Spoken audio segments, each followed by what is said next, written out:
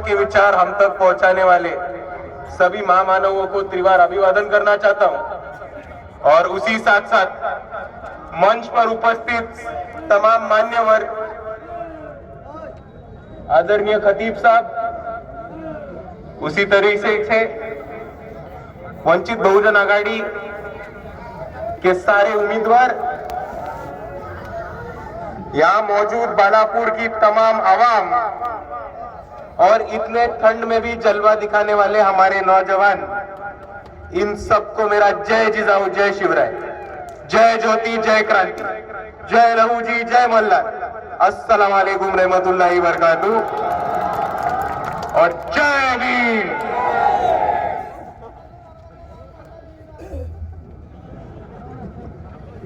भाइयों, आज हम यहाँ पे बालापुर नगर परिषद के इलेक्शन के लिए मौजूद हैं और मैं ऐसा मानता हूँ कि ये इलेक्शंस हम सब के लिए बहुत इंपॉर्टेंट इलेक्शंस है, बहुत महत्वपूर्ण इलेक्शंस है, क्योंकि ये इलेक्शंस पे हम सब के ऊपर दो बड़ी जिम्मेदारी है। सबसे पहली बड़ी जिम्मेदारी ये है कि आज तक बालापुर का जो इतिहास रहा है और आज तक बालापुर की जो परंपरा रही है, वो परंपरा और वो इतिहास जपाने की और उस इतिहास को सेफ कर रखने की आज हमारे ऊपर जिम्मेदारी है और इस जिम्मेदारी को इस इलेक्शन के अंदर हमको पूरा करना है। और दूसरी हमारे ऊपर जिम्मेदारी है कि यहाँ के सारे सिरका फरस ताकतों के खिलाफ, जातिवादी ताकतों के खिलाफ और धर्मांधक ताकतों के खिलाफ हम सबको आगे आने वाले भविष्य में भी बालापुर बचाना है और बालापुर की हिफाजत करनी है। इसीलिए हम सबके लिए इलेक्शन बहुत इंपॉर्टेंट है। बहुत सारे लोग आएंगे, अनाप शनाप बक के जाएंगे, गलत चीजें बोल के जाएंगे, हम सबको बहलाने का, फंसाने का, गलत रास्ते पे चलाने का काम करेंगे।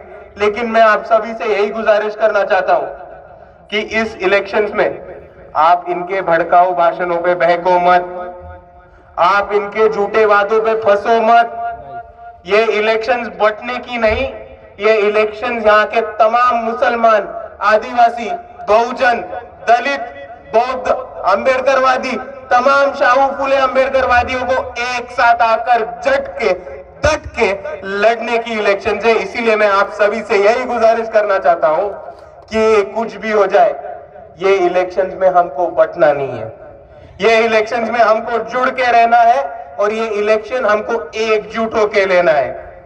बहुत सारे लोग आएंगे, हम सबको जाति पाति में बांटने का काम करेंगे, हम सबको धर्म के नाम पर हिंदू मुसलमान करके बांटने का काम करेंगे। लेकिन ये इलेक्शन हिंदू मुसलमान का इलेक्शन नहीं है, ये इलेक्शन बालापुर महफूज रखने का काम इलेक्शन है और ये इलेक्शन बालापुर का विकास जो आज तक खतीब साहब ने किया है, वो विकास को आगे लेके जाने का इलेक्शन है। इसीलिए मैं आप सभी से दरख्वास्त करता हूं कि हिंदू मुसलमान के भाषण होंगे, भड़काऊ भाषण होंगे, उन सब पे आप फंसिए मत, ये मैं आप सभी से गुजारिश करना चाहता हूं। दूसरी बात मेरे को यह भी पता है, पिछले 3-4 दिनों से बालापुर की आवाम की बहुत मौज है।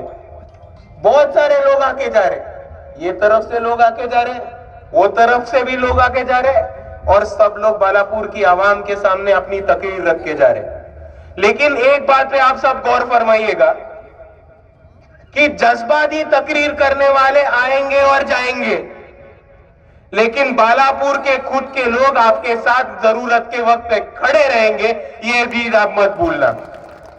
जज्बाती तकरीरें सुनने में अच्छी लगती है, जज्बाती तकरीरों पे ताली बजाना, सीटी मारना अच्छा लगता है, लेकिन जज्बाती तकरीर होने के बाद जो लोग अपने शहर से, तालुके से, जिले से भाग जाते हैं, वो लोग आपको बचाने के लिए नहीं आएंगे। अगर कोई दंगा फसाद हो, अगर कोई मुसीबत हो, अगर कोई भी मुसीबत हो, तो कोई आएगा हमारे खड़े, कोई आएगा जो हमारे लिए खड़े रहेगा, हमारे साथ लड़ेगा और हमारी हिफाजत करेगा, वो सिर्फ और सिर्फ वंचित बहुजन आघाड़ी के लोग और आदरणीय खतीब साहब है। और इसीलिए मैं यही बोलना चाहता हूं,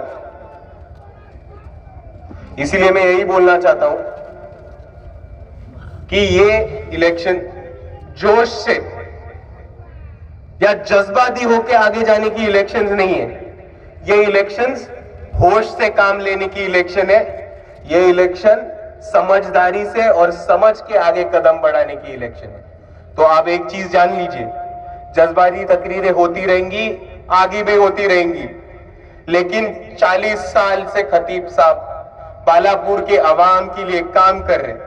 40 साल का तजुर्बा है खतीब साहब का, और कोई भी जज्बाती तकरीर, कोई भी बढ़िया तकरीर इस 40 साल के तजुर्बे को मिटा नहीं सकती। ये बात आप समझ लेना। और ये 40 साल की जो तजुर्बी, खतीब साहब का जो 40 साल का तजुर्बा है, वो काम में किसके आया, वो मदद में किसके आया, वो खड़े किसके लिए रहा, तो सिर्फ और सिर्फ बालापुर के आवाम के लिए और किसी के लिए नहीं। ये बात मैं आप सभी के सामने रखना चाहता हूं। और इसी साथ साथ मैं आप सभी के सामने रखना चाहता हूं कि आज हम सबके सामने बहुत इंपॉर्टेंट इश्यूज है।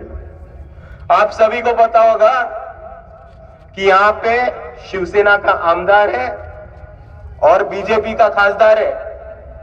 आप लोगों को बहुत लोग आके बोलेंगे कि नगर परिषद जीत के कुछ नहीं होने वाला, नीचे की इलेक्शन जीत के कुछ नहीं होने वाला।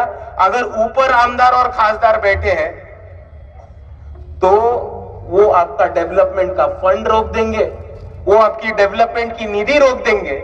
और इन सब को मैं बताना चाहता हूं कि ऐसा कोई आदमी नहीं है सियासत में जो अगर खतीब साहब चुन के आए तो वो बालापुर का फंड और बालापुर की निधि रोक पाए।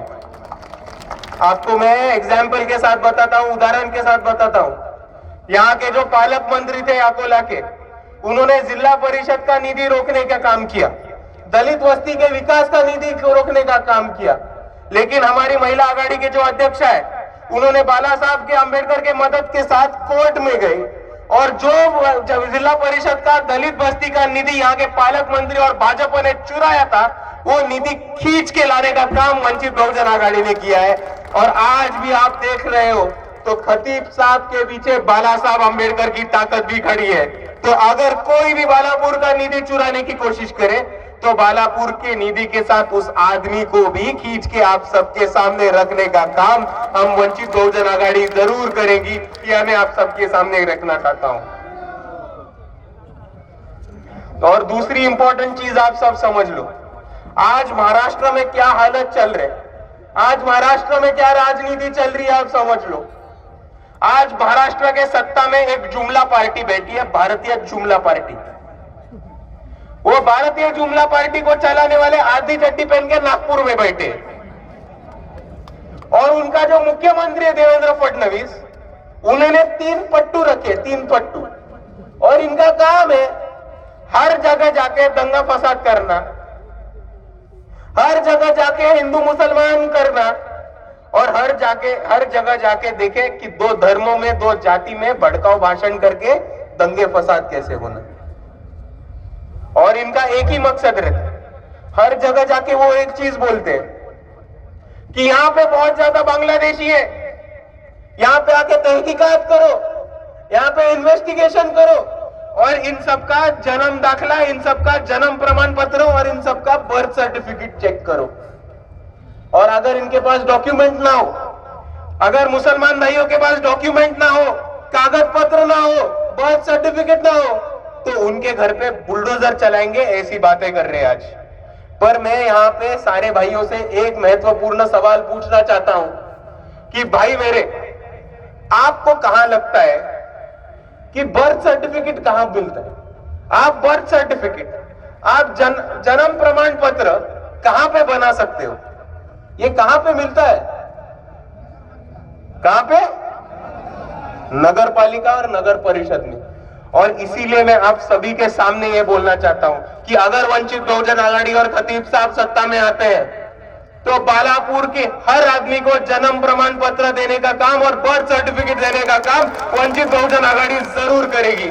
और इसीलिए मैं कहता हूं 40 साल का तजुर्बा जरूरी है। ये आदमी 40 साल से सियासत में रहा है, बालापुर को संभाला है, और ऐसा कोई आदमी नहीं है जिसको हम जन्म प्रमाण पत्र नहीं देंगे। और आप एक बात समझ लो कि अगर जन्म प्रमाण पत्र आ गया तो डॉक्यूमेंट्स आ गए, डॉक्यूमेंट्स आ गए तो कागज पत्र आ गए, और अगर आपके पास कागज पत्र आ गए तो यह साबित होता है कि आप, आपके पुश्ते, आपके पुरखे ये हिंदुस्तानी है और यहां कोई बांग्लादेश से आने वाला आदमी नहीं है। और अगर सबके पास डॉक्यूमेंट हो तो कोई बुलडोजर भी नहीं चलाएगा। लेकिन जो अकोला में बुलडोजर की राजनीति करना चाहते हैं, जो अकोला में बुलडोजर लाना चाहते हैं, उनको मैं सिर्फ एक ही चीज बोलना चाहता हूं कि ये अकोला है पलान। अगर यूपी का बुलडोजर अकोला में या बालापुर में लेके आने की कोशिश करोगे तो उसी बुलडोजर में डाल के वापस यूपी भेज दिए जाओगे, ये याद रखना है यहां पे। और दूसरी तरफ मैं बोलना चाहता हूं भाइयों कि आज हमारे खिलाफ कांग्रेस पार्टी खड़ी है, आज हमारे खिलाफ भाजपा के लोग खड़े हैं, शिवसेना के लोग खड़े हैं, लेकिन आप लोग एक चीज मत भूलना कि आज जो आमदार कांग्रेस से चुन के आया है, शिवसेना से चुन के आया है, महाविकास आघाड़ी से चुन के आया है, यही आमदार एक समय शिवसेना और भाजपा के लिए काम करता था। आज कांग्रेस आ गए तो अलग स्क्रिप्ट में आ गया।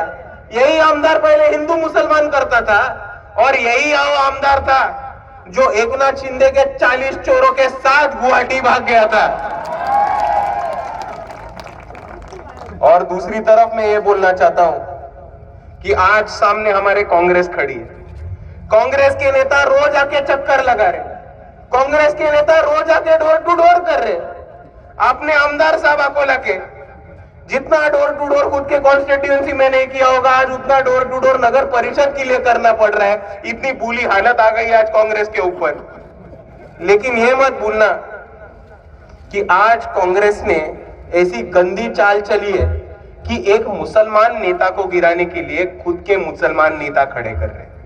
और दूसरी तरफ आप वंचित बहुजन आघाड़ी को देख लो कि महाराष्ट्र में 48 सीटों में से 8 लोकसभा के उम्मीदवार मुसलमान समाज से देने का काम वंचित बहुजन आघाड़ी ने किया था।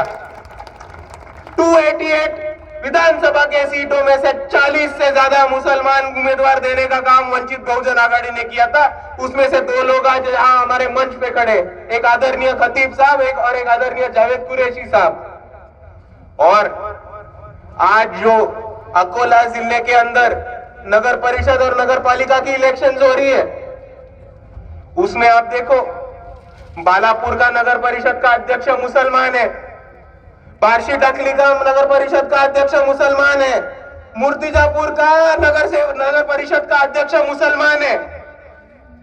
और इस महाराष्ट्र के इतिहास में अगर जिला परिषद का कोई पहला मुसलमान महिला अध्यक्ष बना हो तो वो वंचित बहुजन आघाड़ी से इसी अकोला जिला में साबिया दीदी अंजुम बनी थी।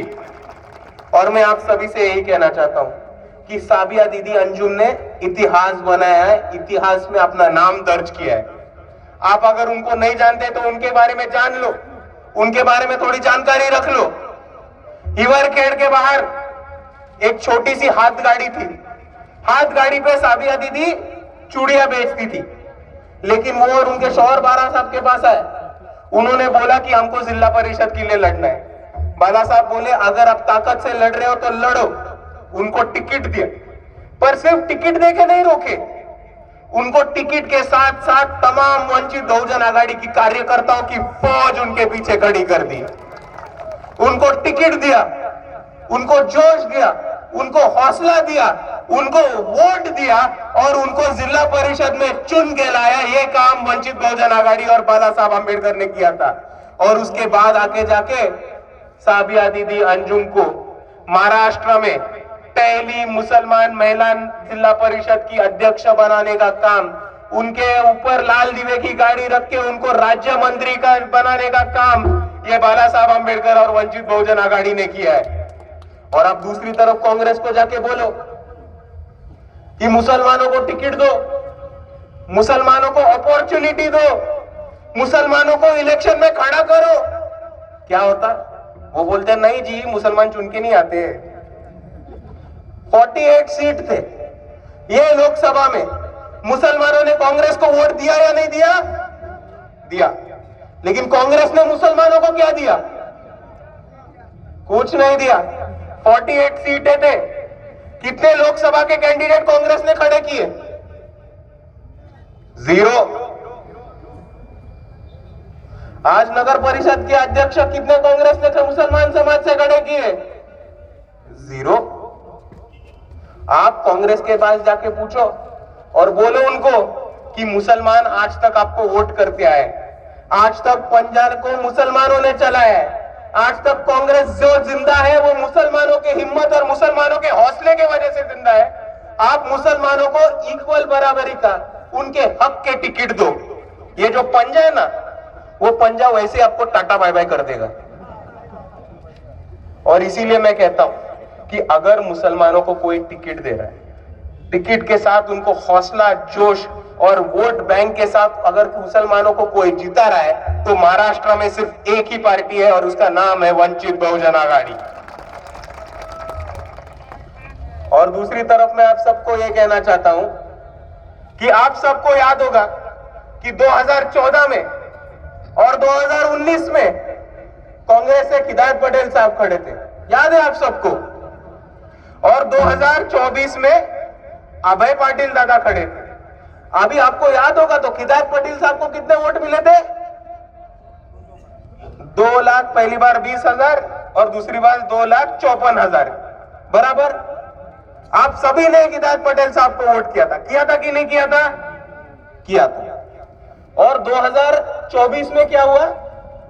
अभय दादा पाटिल खड़े हुए, जो हिदायत पटेल 2 बार इलेक्शन लड़के 2,50,000 के ऊपर नहीं गए, वो सीधा अभय दादा पाटिल 4,20,000 लोगों के कैसे पहुंच गए? अभी आप मेरे को एक चीज बोलो, हिदायत पटेल साहब खड़े थे तो मुसलमानों ने वोट किया कि नहीं किया? किया। फिर जब अभय दादा खड़े थे तो अचानक एक्स्ट्रा के 2 लाख वोट किधर से आ गए? कोई बता सकता है? टाइम लो, थोड़ा 2 मिनट लो, सोचो समझो, फिर बोलो कि हिदायत पटेल साहब 2,50,000 क्रॉस नहीं कर रहे। 2 बार इलेक्शन लड़के 2,50,000 क्रॉस नहीं कर रहे। 50-50 साल उन्होंने कांग्रेस पार्टी में काम किया, फिर भी 2,50,000 क्रॉस नहीं किए। और अचानक बाहर से आए हुए अभय दादा पाटिल को 4,20,000 वोट कैसे मिल रहे? मशीन का गड़बड़ा नहीं है, मशीन का गड़बड़ा नहीं है, आपके साथ गड़बड़ा हुआ है, वो समझिए। तो गेम ऐसा है भाइयों कि हिदायत पटेल साहब को जम के मुसलमानों ने वोट दिया, लेकिन कांग्रेस के पदाधिकारियों ने, कांग्रेस के नेताओं ने और कांग्रेस के एक भी गैर मुसलमान ने हिदायत पटेल साहब को वोट नहीं दिया। ये हक है, ये सच बात है और ये हकीकत है जो आप लोगों को समझनी पड़ेगी। और दूसरी बात, जब अभय दादा पाटिल खड़े होते तो सीधा सीधा वो 4,20,000 के आगे निकल जाते। इसका मतलब क्या? कांग्रेस के हिंदुओं ने, कांग्रेस के गैर मुसलमानों ने बराबर अभय दादा को वोट किया। अभी आप एक चीज सोचो जी कि एक पटेल है, एक पाटिल है, ज्यादा फर्क भी नहीं दोनों में, लेकिन बैलेट पेपर पे देखा, रिजल्ट देखा तो 2 लाख का फर्क है। ये 2 लाख का फर्क किधर से आया? कोई बोल सकता है 2 लाख वोटों का फर्क किधर से आया? यहाँ पे 2-2, 3-3 कैंडिडेट है, वंचित के साथ ज्यादा से ज्यादा लोगों ने इलेक्शन लड़ा हुआ है। ये लोग आपको बराबर बोलेंगे। आप लोगों को भी पता है कि 2 लाख वोट कोई छोटा मोटा आंकड़ा नहीं है ना। फिर ये 2 लाख वोट आए कहां से? ये 2 लाख वोट आए क्योंकि कांग्रेस के ज़हन में मुसलमानों के लिए नफरत भरी है कि जब एक मुसलमान खड़ा रहता है कांग्रेस के टिकट पर तो कांग्रेस के गैर मुसलमान तक उसको वोट नहीं करते, लेकिन एक हिंदू जब खड़ा रहता है तो जरा बर कांग्रेस वाले उनके लिए वोट खींच के लाते हैं। ये आप देखो, जब हिदायत पटेल साहब 2019 में खड़े थे तो उनको 2,54,000 मिला, और जब अभय दादा पाटिल उसी कांग्रेस से उसी पंजे में खड़े थे, उसी अकोला जिले में खड़े थे, तो उनको 4,20,000 वोट मिला। और ये जो 2 लाख का फर्क है वो गैर मुसलमानों ने कांग्रेस को वोटिंग करने का नतीजा है। और आप लोग एक बात भी समझ लो, पंजे ने दिया, पंजे को चलाना, कांग्रेस को चलाना बोल के हमने अभय दादा को चलाया, अच्छा खासा चलाया।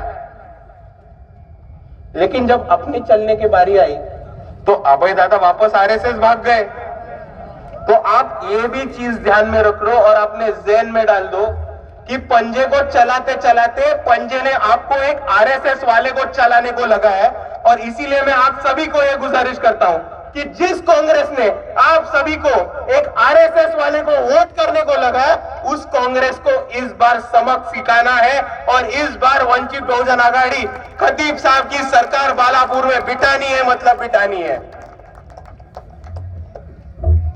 और जाते जाते मैं आप सभी से इतना ही कहना चाहता हूं कि आज